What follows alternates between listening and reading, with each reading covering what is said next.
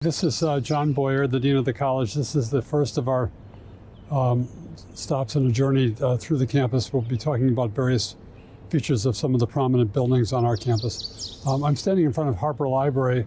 Many of you will have entered Harper as students to study in the great reading room or to take classes on the first and second floors or to visit the dean's office or your advisors. It's one of the most venerable of our buildings, and it's a building that was built in between 1910 and 1912 as a memorial to our first president, William Rainey Harper. Hence, it's called Harper Memorial Library. So the building is both functional. It was at one point the great library or the main research library of the University of Chicago, but it's also built actually as a memorial to the president of the university. And in the West Tower entrance, there's a plaque that dedicates the building as a memorial to Harper. This is a example of what's called Neo-Gothic or Collegiate Gothic architecture.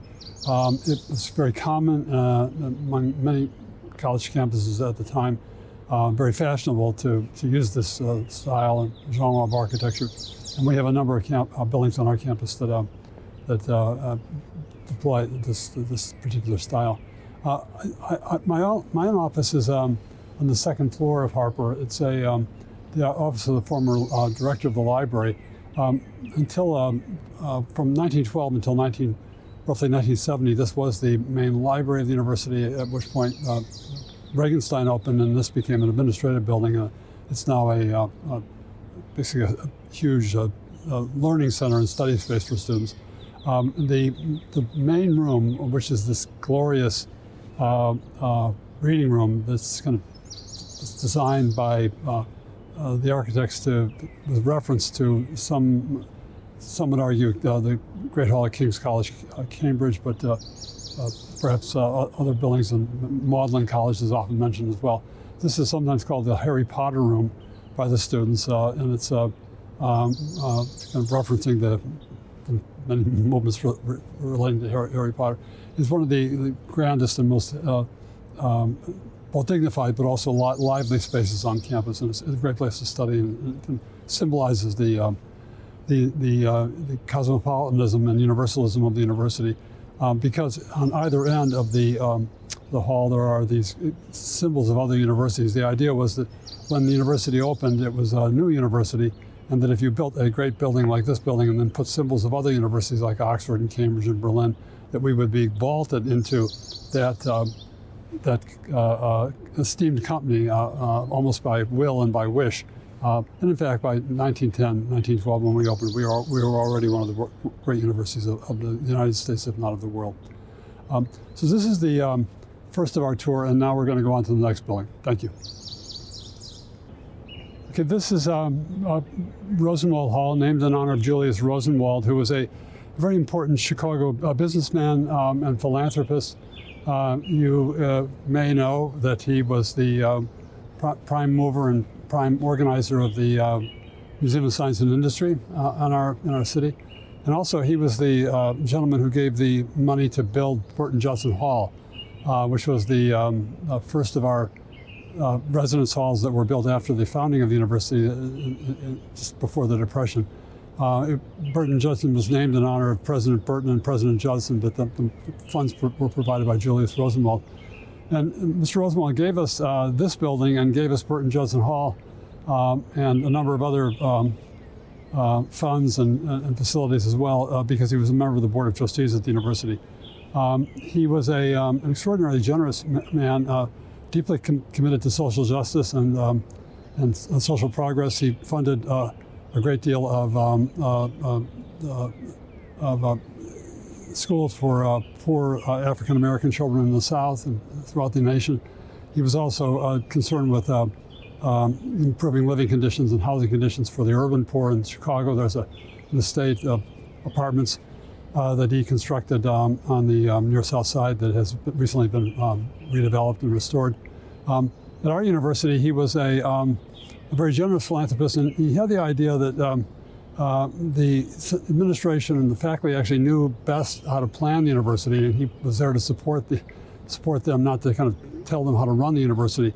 And he was also a man of conviction that the research function of the university was extremely important, but also the teaching function, and the two had to be balanced properly. This building was opened in 1914. It was originally the home of the Department of Geography and other social science departments. It's now the home of the College Admissions Office and several departments from the Humanities Division. It's a beautiful building built with again, in the kind of collegiate Gothic style that was very fashionable at the time. And it kind of filled a kind of hole in the campus plan. When the university's original plan for the campus was designed by Henry Ives Cobb, they plotted all of the buildings, but of course not all the buildings were built at one and the same time. And this particular site was one of the kind of last open sites just before World War I, and Mr. Rosenwald's philanthropy enabled us to fill it. It's now the home of our extremely successful admissions office led by our very inspirational and capable Dean of Admissions, Jim Nondorf. Many of the staff who work in this building are college alumni. If those of you who are listening to these talks are alums, you should be very proud of these young folks, because it's been owing to their effort, I think, that we've had an extraordinary success in recent years in our admissions processes, because so many of the people talking about the university and the college are people who have attended the college. And I'm very proud of them and very grateful to them for their wonderful work on behalf of our students. Thank you. Okay, I'm standing in front of Swift Hall, which is the home of our divinity school at the University of Chicago. This is a building with a fascinating history. It was obviously given to the university by the Swift family, and the kind of dynast, the founder of the Swift family, the dynasty, one might call it, was Gustavus Swift, the famous meat packer, and you doubtless have heard of Swift and Company, which is was one of the great meat processing and meat packing companies in the United States before World War II and after World War II as well. This particular building, though, was given to the university because of the intervention and mediation of Swift's children, particularly Harold Swift, and it's although it's called Swift Hall, it's actually in honor of Anna Swift, who was Gustavus's wife and the mother of Harold Swift. Harold Swift was the second chairman of the board of the trustees of the University of Chicago. He was an alum of the college before World War I, and then after World War I, he was named chairman of the board. And served for decades, really down to the late 1940s. I would say that within the history of the Board of Trustees at the university, he was probably the single most influential and important trustee in the history of the university. Swift was a man of enormous dedication to the university. He loved the place. He was an alum. He was the first alum to serve as on the board, an alum of the new University of Chicago that was founded in 1890.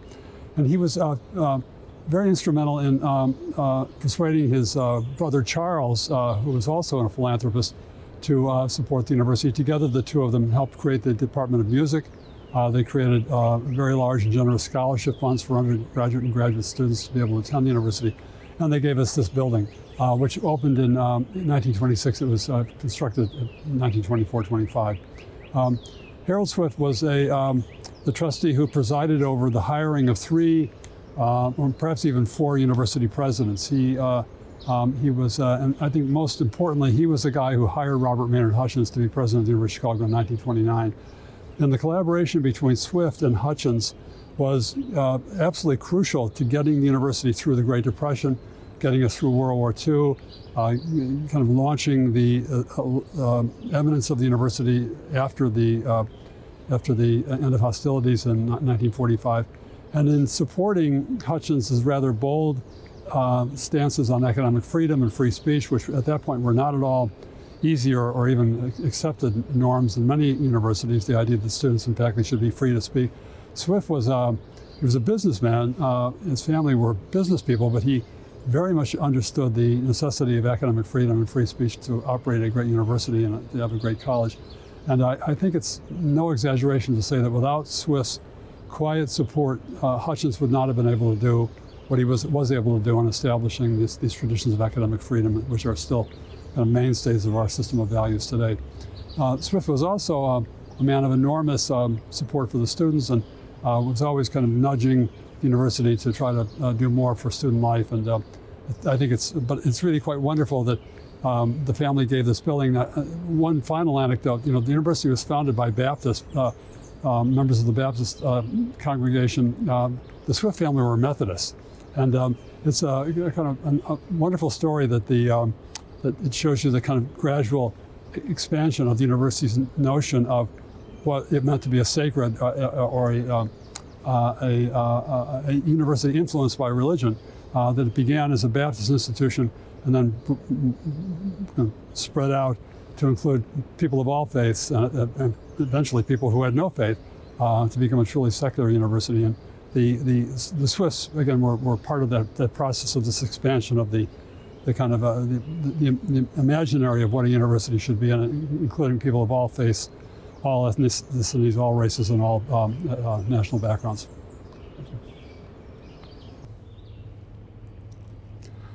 Okay, we're standing in front of Cobb Hall, which for many of you will be, I hope, a place of fond memories, or at least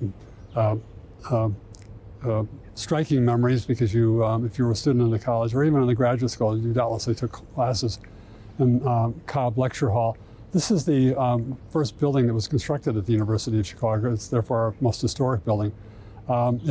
It's called Cobb Hall, and it's called Cobb Hall in a way for two reasons. First of all, it was designed by a man by the name of Cobb, the Henry Ives Cobb, who was the architect who planned the original campus, the original plan for our quadrangles. And a number of buildings on our university campus were designed by Cobb. And he did it as again, in this kind of collegiate Gothic style that was very common at the time. But the building was actually named not for Henry Ives Cobb, but rather Silas Cobb.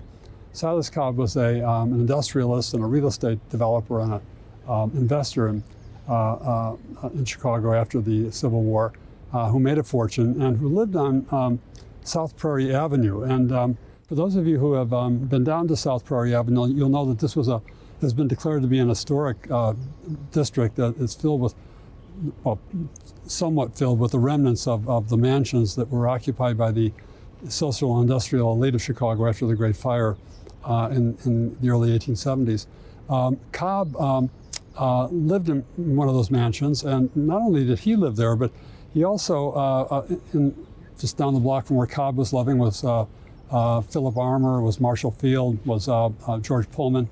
In some ways, the commercial and industrial elite, you could call it the capitalist elite, who founded the University of Chicago, who founded the Art Institute of Chicago, who founded the Field Museum of Natural History, the Shedd Aquarium, the Chicago Symphony Orchestra, all of these great cultural institutions that were founded roughly between the 1880s and early 1900s were, in a way, the objects and subjects of patronage from these families who had generated enormous wealth as a result of the Industrial Revolution and Commercial Revolution that created this great city, and who then wanted to give some of that wealth back to the general public for the good of the people of Chicago and the nation.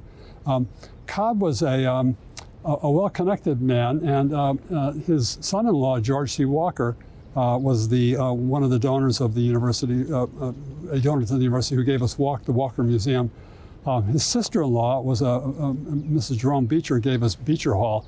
And so the families who lived on this, and they also were part of this social circle, this kind of cultural circle of families who lived on South Prairie Avenue.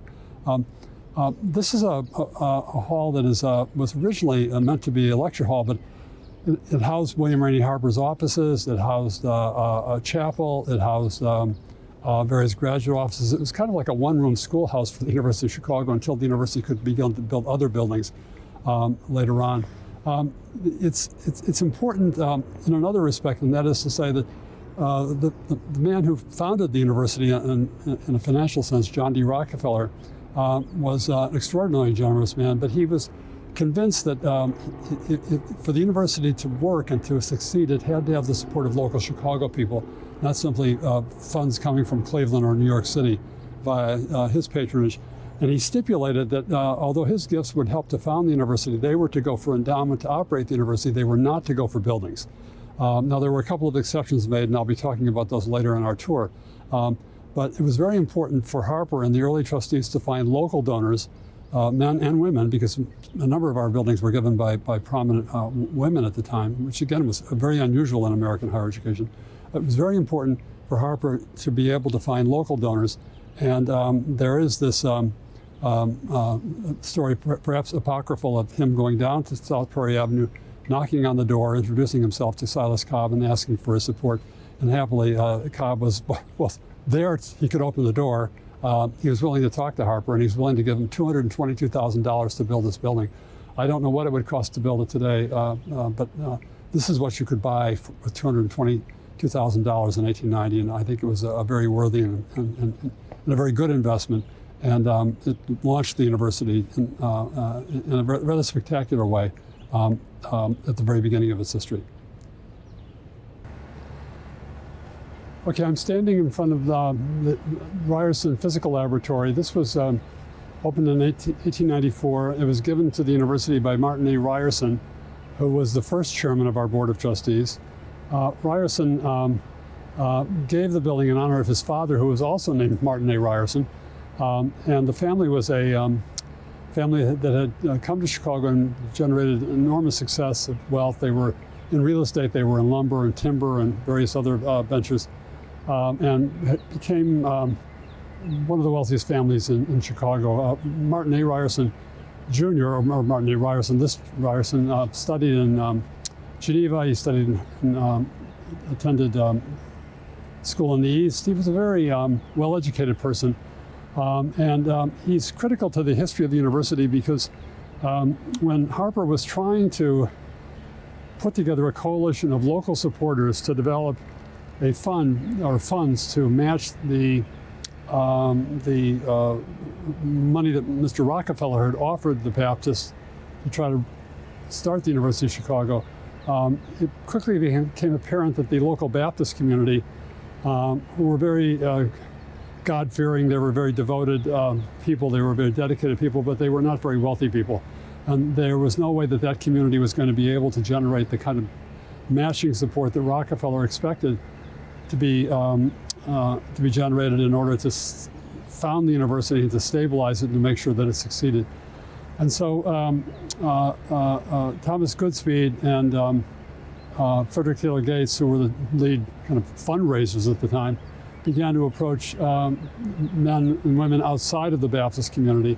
And one of the people they met was Charles Hutchinson, who we'll be talking about later when we talk about Hutchinson Commons, but also Hutchinson then introduced them to his close friend, Martin Ryerson. These were men who knew each other. They had been collaborating in various civic and philanthropic projects, not the least of which was the creation of the Art Institute of Chicago. And for those of you who have visited the Art Institute, you may have noticed that on many of the Old Master and Impressionist paintings in the Art Institute, if you look at the provenance, it will say donated or given to the Art Institute by Martin A. Ryerson and his wife. Ryerson was one of the great collectors of European and American art in the late 19th century, anywhere in the United States, probably one of the preeminent collectors in Chicago. And it's fair to say that the Art Institute today exists because of his patronage and the patronage of families like him. In any event, Hutchinson persuades Ryerson to actually give these Baptist leaders a hearing, and one thing leads to another, and he eventually becomes part of the trustees and then is elected to be the chairman of the board of trustees. And one of the responsibilities of being leader of the trustees was to set an example philanthropically. So he gave the money to create this building, which was designed also by Henry Ives Cobb, the same architect who designed Cobb Hall.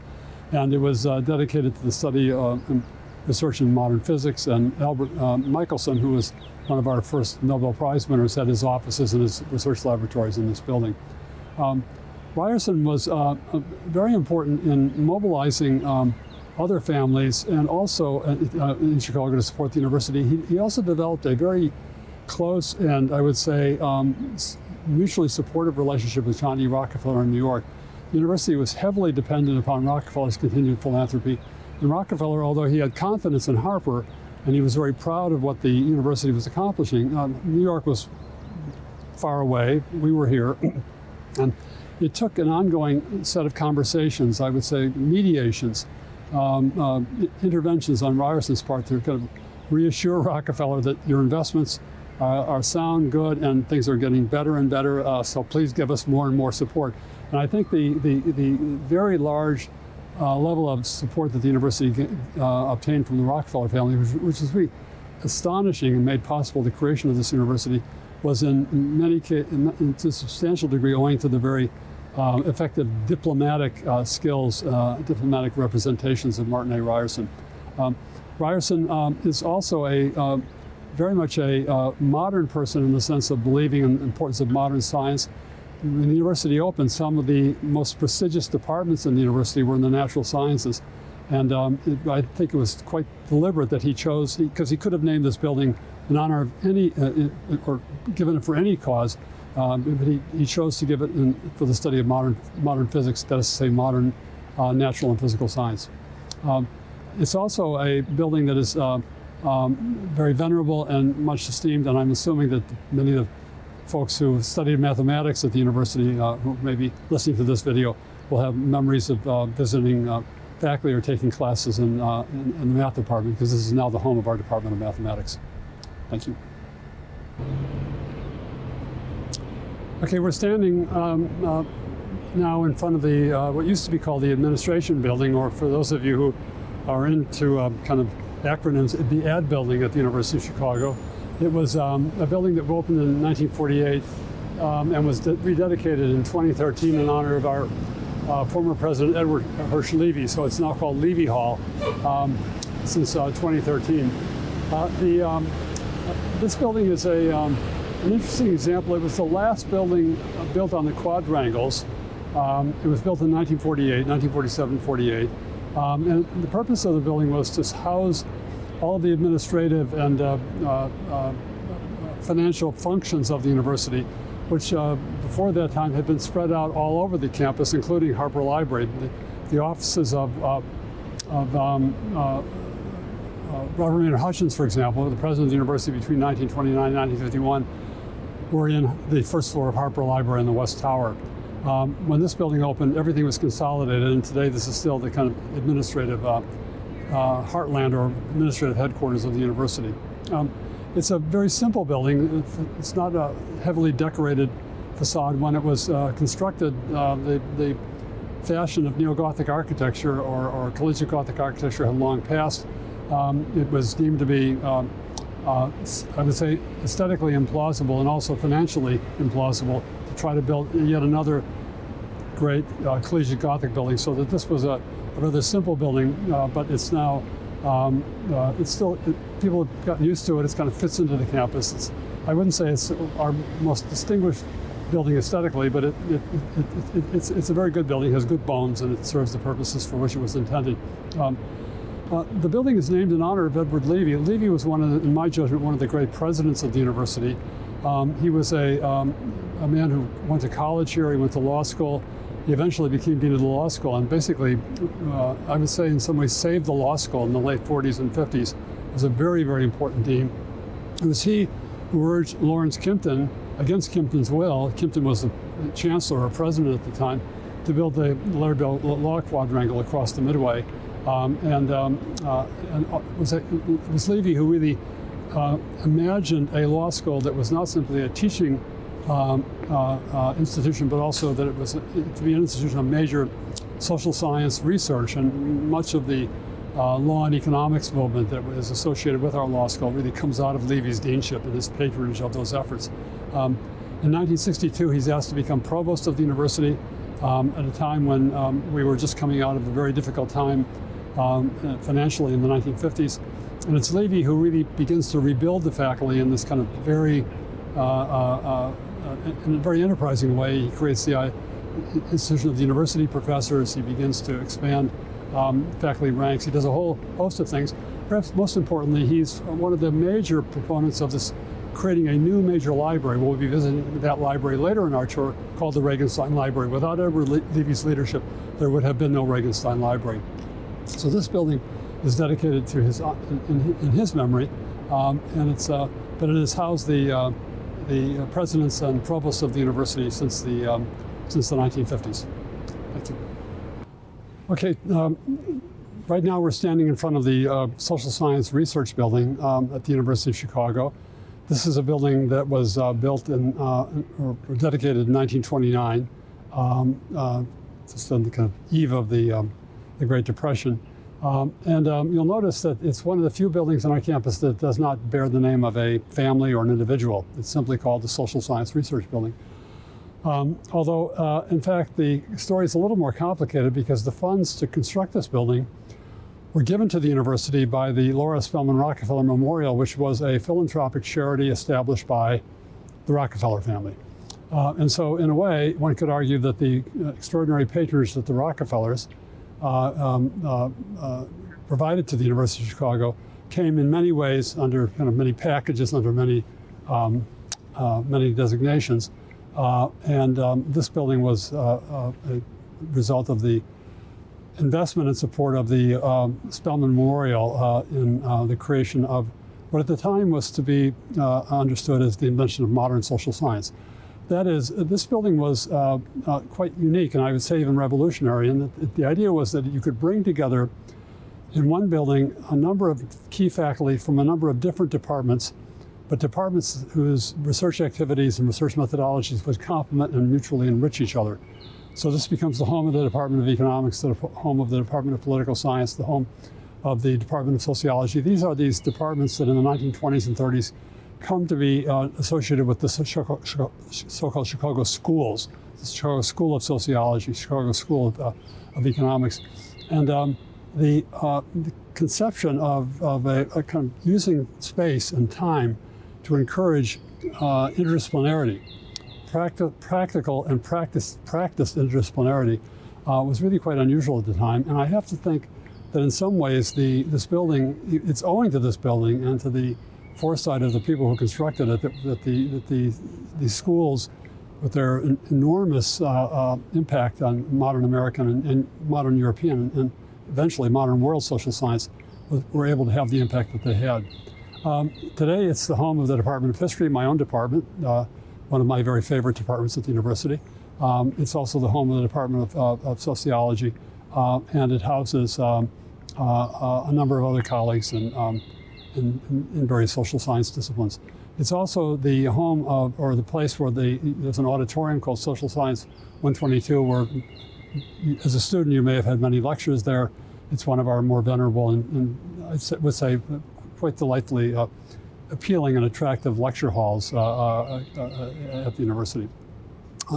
Finally, this social science building is located on the central quadrangles, and in a sense it completes the kind of facade of the university facing north, facing south toward the Midway. And if you look at the pictures of the great universities that the founding fathers and founding mothers of the university esteemed, the University of Berlin, the University of Vienna, they're all situated on these great boulevards, the Ringstrasse, Unter den Linden, and so forth. And one of the ideas that the folks who founded or designed this quadrangle was that they wanted to have that kind of representational, I wouldn't say monumentalism, but representational historicism facing the Midway to signal to anyone who came by as you kind of drive up the Midway, walk along the Midway. This is indeed a great university, a world university by virtue of the kind of speaking quality of the architecture. This is an architecture that speaks out and says, this is a place that is to be reckoned with. This is a place of enormous ambition. This is a place that's going to cross boundaries, create the Chicago School of this, that, and the other thing. It's going to create a tradition of research and liberal education that was at the time quite revolutionary and still remains, I would say, unparalleled in the world of American higher education. Thank you. Okay, we're standing in the Great Hall in Hutchinson Commons. This is a wonderful example of the university's embracing the many vicissitudes and ironies of collegiate Gothic architecture or neo-Gothic architecture. This hall is almost an exact replica of the Great Hall at Christ Church College, Oxford. If you look at this hall and compare the hall in Christ Church, it's kind of like, like, am I in Oxford or I am in Chicago? In some ways, that was the whole point of the exercise, was to create a university that would overnight signal its ambitions to become one of the great universities of the world, and to do so by drawing upon the aesthetic styles, aesthetic traditions of other older great universities of the world, so that the new would become like the old, but it would transform the old and become a newer kind of new. It's all the more ironic that if you look at the training or the education of the early faculty, the men and women who actually founded the university, to the extent that they had foreign or international training, it was usually from Germany or Austria. So in a way, you have this wonderful example of a German university by training and by educational tradition, housed in basically buildings that are meant to look like Oxford and Cambridge. And yet, out of the symbiosis, with a good dose of American ingenuity and kind of good Midwestern American hard work, came a rather unique university that was very different from the German universities on the one hand, or Oxford and Cambridge on the other, but that bore the claim to be worthy of the distinction that those institutions had achieved, and would go on to create new forms of distinction. This is a hall which is, many of you will remember, is a place where you can eat, you can dine, you can study, you can gossip with your friends. At some point, you probably could have danced in here too, although now there's carpeting, so it would be a little hard to dance, I believe. But it's also a hall that has all of these portraits of former presidents of the university on the one side and former trustees or chairs of the trustees on the other. And so it's a kind of a place where the former leadership of the university at the highest echelons are celebrated and their contributions are honored. At the very end are three important figures. In the center is John D. Rockefeller, who is the founder of our university, provided the resources to found the university. To his left is William Rainey Harper, the first president of the University of Chicago, whose vision it was to create a great research university in the middle of the Midwest in America at a time when such a vision was seen by many to be highly implausible and improbable. And then to their right is Martin A. Ryerson, the first chairman of the Board of Trustees. I've talked about Ryerson already. It was his leadership, his relationship with both Harper and with Rockefeller that created the strong support in the city and strong support among the Board of Trustees for the educational and research ambitions of the University of Chicago. This is now a place that is a kind of venerable place that's filled with many ghosts, with many memories, and it's a place that I think when alums come back, they could probably want to visit the Harry Potter room in Harper Library, but they also want to visit this great room. It has a kind of dignity and a majesty that is quite amazing. They don't build rooms like this anymore, but we're really very privileged to have this great room on our campus. Okay, I'm standing on the stage of Mandel Hall, which the alumni will remember is one of our great performance venues at the University of Chicago. Our various musical ensembles regularly play here. It's a place of public lectures. It's a place of actually student activities. Students can also use it for large gatherings as well. It's a beautiful building that was given to the university by Leon Mandel, who owned a very successful and large department store on State Street. It was opened in 1903. Mandel was one of the, Mandel store was one of the many department stores that can line State Street, beginning with Marshall Field's, Carson's, the Fair Store, and Goldblatt's, and Sears, and Mandel Brothers store. Many of these stores are now gone, but it was an age in which department stores were extraordinarily important in terms of consumer behavior, and also they were extraordinarily successful financially, and hence the Mandel family were in a position to donate this great hall. It was very much influenced by, according to Mr. Mandel's direction a building in London called Crosby House, the Great Hall of Crosby House, which is a 15th century structure in London for reasons that I'm not altogether clear about. He admired that building, and so the architects who designed that building were kind of took their some points of influence and direction from that earlier structure. This building is also important in the history of the education we offer because it was one of the kind of points of ground zero for the first general education programs at the University of Chicago. So for the alums who are listening to this video, the common core that you took, you probably associate with Cobb Hall, with small classes, small seminar classes, 16, 17 students and a professor sitting there discussing great books and so forth. That was the core that was created or recreated in the 1950s and still kind of exists as a paradigm today. But the first core curriculum that was created in the middle of the Great Depression in 1929, 1930 was organized rather differently. That is to say that each of the courses had large lectures, and so there are wonderful pictures of 500-600 students sitting in this hall listening to Louis Wirth or Jerome Kerwin or Ferdinand Chevelle talk about the humanities or social sciences or physical sciences. And then they would have breakout sessions in which the students would go in with small groups of graduate students or younger instructors to further dig down and explore the texts that were being offered. Today, this idea of large lectures and breakout sessions is fairly commonplace at many universities, not so much in Chicago anymore. But at the time, it was quite revolutionary, and the early core depended upon Mandel Hall. So in some ways, Mandel Hall is not simply the site of a long legacy of distinguished artistic performances, public lectures, news conferences, and so forth. But it's also, in some ways, this is a place where the first Common Core curriculum at the University of Chicago was born. It's also a place that has wonderful acoustics, and occasionally visiting ensembles, including the Chicago Symphony Orchestra, have visited and performed here for our community.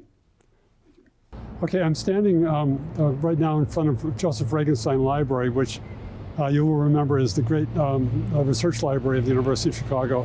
When the university opened, it had a lot of ambitions, and it already, by 1900, had a lot of library books, owing to the proclivities and ambitions and kind of good luck of the early faculty in collecting important research materials. In 1912, the Harper Library opened as our main research library. And it was a wonderful place, but it was too small the day it opened. That's a phenomenon that often happens. You build a building for one situation, and kind of life overtakes you. And beginning in really 1913, 1914, conversations started, well, what can we do? Harper is soon going to be filled. The population of the university, especially after World War I, began to grow. There were many more students, many more faculty.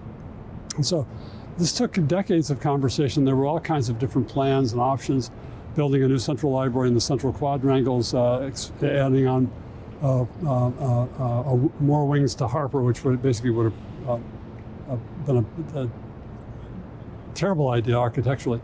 And finally, the idea emerged that we should build a library on this site, which is the site of the old Stag Field. This was the original athletic field of the university, on land that was given to the university by Marshall Field, another great department store magnate like Leon Mandel. This building was designed by Walter Netsch of Skidmore, Owings and Merrill.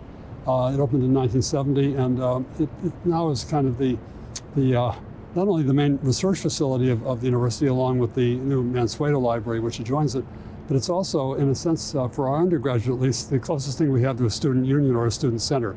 And I've always thought it's quite wonderful in terms of the values and the kind of culture of the university that we're probably one of the few universities in the country where the dean could say that our library is also our student center, which is actually quite true.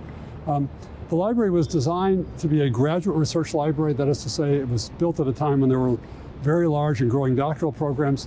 But the undergraduates, the day it opened, the undergraduates also went in the building, and such was history.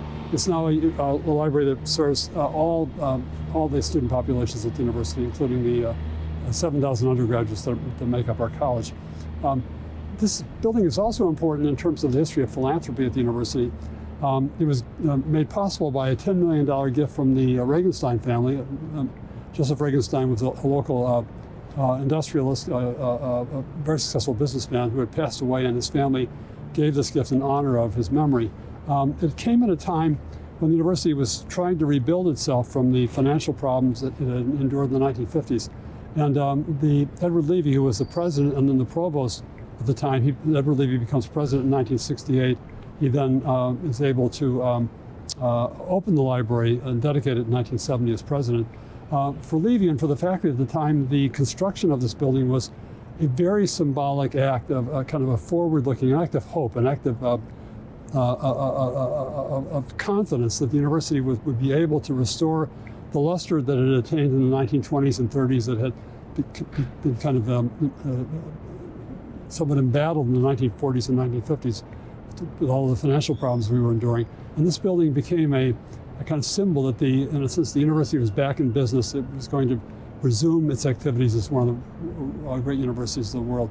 And the library still, in a sense, conveys that aura of confidence, that aura of ambition, that aura of a kind of steely determination to continue to push forward in establishing ever newer frontiers of knowledge.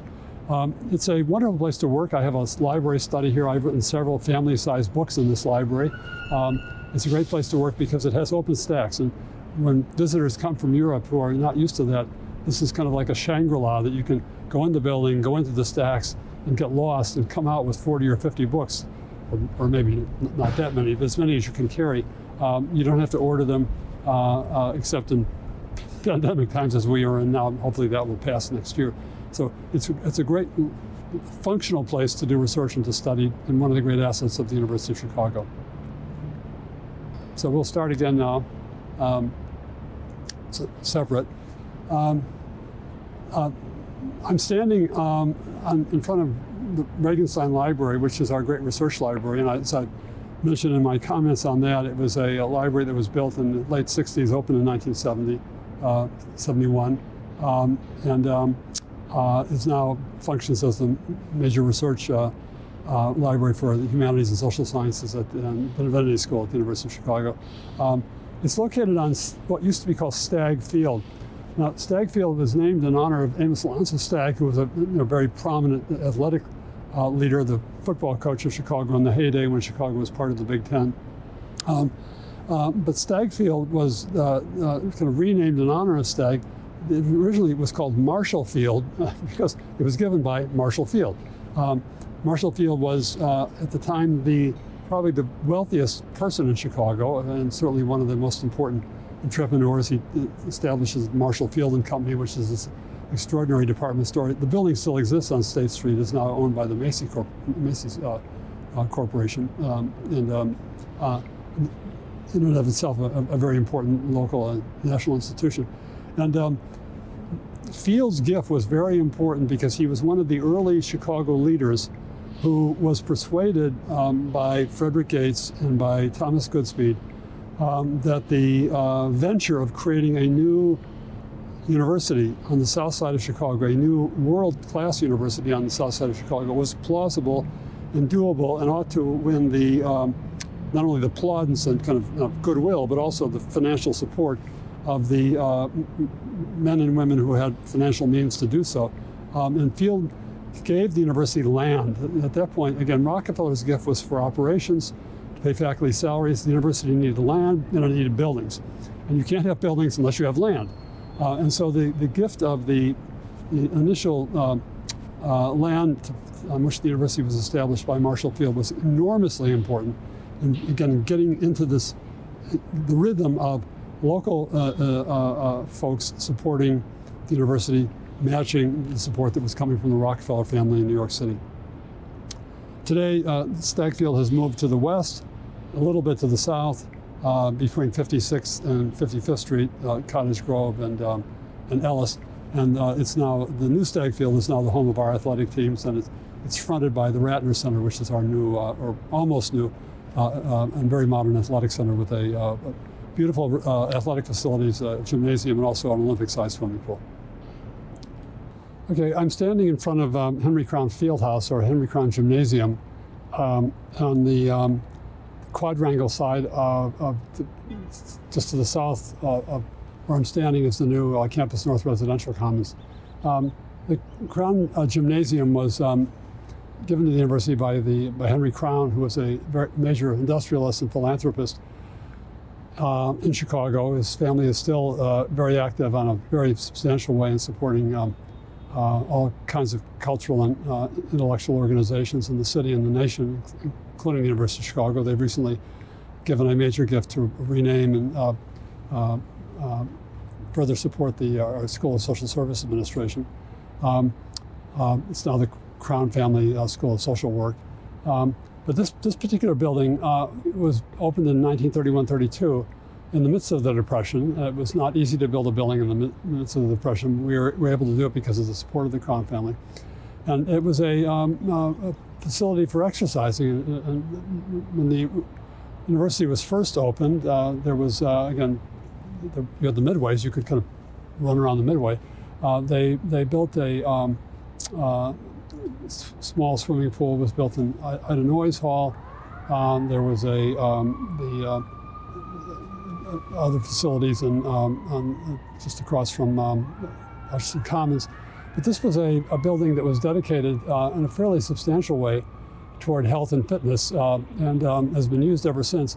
It also was the place for the, there are photographs at the time of hundreds of students taking placement exams and other exams associated with the college and associated with the Common Core curriculum. When the Core was created in the 1930s, the idea was that you could pace yourself through each core course, and if you could pass what was called the comp was a 6 or 8 hour exam on your particular course given in May of every year. If you could pass it, then you're done. You were done. You didn't have to go to class.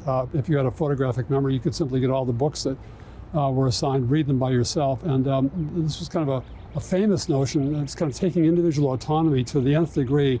Of course, most students did go to class, and most faculty taught students in class. But there were a small number of students that would do this. In any event, the place where these comps were administered every year was this building. It was also the place where when you came in the 40s, 50s, 60s, you took your placement exams, because if you had a particularly strong record in high school, you could place out of requirements. And so that in a way, for many students, this was not an athletic facility, this was a curricular facility where you took exams to advance your standing as a student in the college, or in some cases even in some of the master's and doctoral programs. The philanthropy of the Crowns is extraordinary. As I said, it's continued down to the present. And most recently, they gave us a quite wonderful gift to light the facade. I'm standing now on the north side of Crown Gymnasium. This was always very dark facade in the evening, and they gave us a very generous gift to light it. And so that in the evening, and I'm looking over here at the new campus residence halls, which on a cold winter's night when you have snow on the ground, you have all of this light coming out of these great buildings designed by Gene Gang. And now if you turn and look to the Crown facade, you have light coming out of this way. So the quadrangle now on a kind of cold January or February evening is alive with light. And it's really quite stunning, it's really quite beautiful. It's worth a visit to the University of Chicago, in spite of the weather you may find in January or February. And this project to, not to restore, because the lighting never existed, but to create a kind of bank of really beautiful lights that will, of light that will kind of surround our new quadrangle, is really owing to, again, to the philanthropy and the generosity of the Crown family, and I'm very grateful. Okay, I'm standing right now in front of Rockefeller Memorial Chapel, which was opened in 1928 as the Memorial Chapel. It was named in honor of John D. Rockefeller upon Rockefeller's death in 1937. This was the final gift that Mr. Rockefeller gave to the university, and he made provision for a chapel. It was very important to him that the university have a chapel, and what he created was we call it a chapel, but it's really like a small cathedral. It is one of the great landmarks at the university. It's the highest building at the university. It's actually a Chicago landmark as well, the landmark of the city of Chicago. It serves today as a place of ceremonies, a place of meetings. It was once a place of convocations back when the college and the schools and divisions were a little smaller. Today our convocations in June are outside. But it's still a place of ceremonial activity and also of great musical activity. The Rockefeller Choir performs here, and we have the traditions like the Messiah around Christmas time and so forth that are kind of venerable parts of the calendar of the university. They all occur in this great building. But this building is also a faith community. There are people who come here to worship on a regular basis throughout the week, on the weekends. And so it has this kind of double edge. It's a ceremonial building, but it's a building that is kind of filled with faith and filled with people who have faith, whatever that faith may be. It's an interdenominational chapel, and people from all different faith communities are able to use it and do use it on a regular basis. This is very important to Rockefeller. Rockefeller was a fascinating figure in not only in American capitalism, American industrial life, but in the history of American philanthropy. He was, I think, at the time, probably the wealthiest American, or one of the wealthiest Americans. Over the course of the 1880s and 1890s, he was besieged by people who wanted his support, including people in Chicago, like the Baptist community. And he was very selective in his philanthropy, and he tended to give philanthropically to people whom he trusted. And he actually came to have an enormous respect for William Rainey Harper and for the early faculty, and especially, as I've indicated in previous comments, for Martin Ryerson and Charles Hutchinson. Hutchinson was the man who gave us Hutchinson Commons. He was the president of the Art Institute. Ryerson was the vice president. Hutchinson was the treasurer of the University of Chicago. Ryerson was the president. This civic elite were enormously important in garnering the support of Rockefeller, and we ended up with this a series of gifts, this being the last of which. The chapel is also a place of conviviality. Students can use it for meetings, and also it's used by our admissions office. They give rousingly enthusiastic and introductory sessions to prospective students in the university. And I think in that sense, it is a kind of a universal place for a universal university. It has several different functions, all of which support the work of the university. In this building, which is really quite stunningly beautiful, it is a chapel, but in some ways it is our cathedral. And just as the medieval cathedrals served the communities in which they were located in very diverse and very remarkable ways, this cathedral serves our community as well.